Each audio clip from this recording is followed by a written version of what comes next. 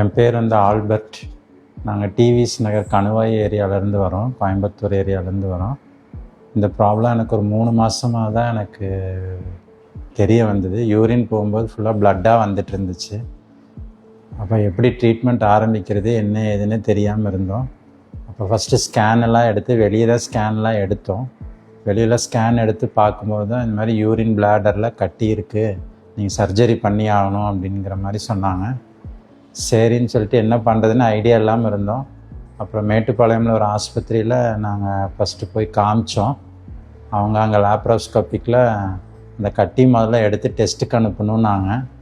அந்த டெஸ்ட்டுக்கு அனுப்பிச்சதுக்கப்புறம் இல்லை பிளாடர் ரிமூவ் பண்ணி தான் ஆகணும், இது மைல்டாக தான் இருக்குது, ஆனால் பிளாடர் ரிமூவ் பண்ணி தான் ஆகணும், நீங்கள் வந்து வேறு ஹாஸ்பிட்டலில் போய் தான் நீங்கள் பண்ணணுன்னாங்க.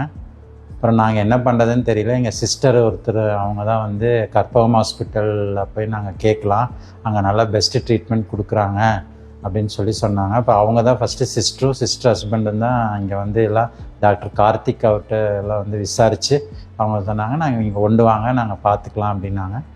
செப்டம்பர் கடைசியில் நாங்கள் வந்து ஆம்புலன்ஸ் மூலிமா இங்கே எமர்ஜென்சியில் வந்து அட்மிட் ஆனேன்.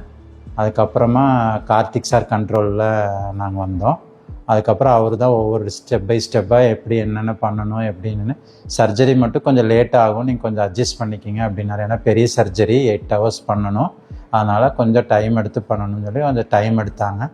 அப்போ இடையிலலாம் ஃபுல்லாக வலியாக இருந்தது, அதையும் கொஞ்சம் கண்ட்ரோல் பண்ணி நம்ம கான்ஃபிடென்ஸ் கொடுத்து எங்களை ஓரளவுக்கு நல்லா தேற்றி ஆப்ரேஷன் நல்லபடியாக பண்ணி கொடுத்தாரு. அவர் டாக்டர் கார்த்திக் தான் எங்களுக்கு எல்லா வகையிலும் சப்போர்ட் பண்ணி பொறுமையாக இருந்து நல்லா ஒரு நம்பிக்கை வர மாதிரி பண்ணினது அவர் டாக்டர் கார்த்திக்கு கற்பகம் ஹாஸ்பிட்டலும் தான். ரொம்ப தேங்க்ஸ் சொல்லிக்கிறோம்.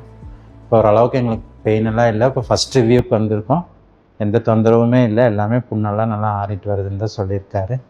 தொடர்ந்து சப்போர்ட் பண்ணுவோம்னு நினைக்கிறேன். தேங்க்யூ.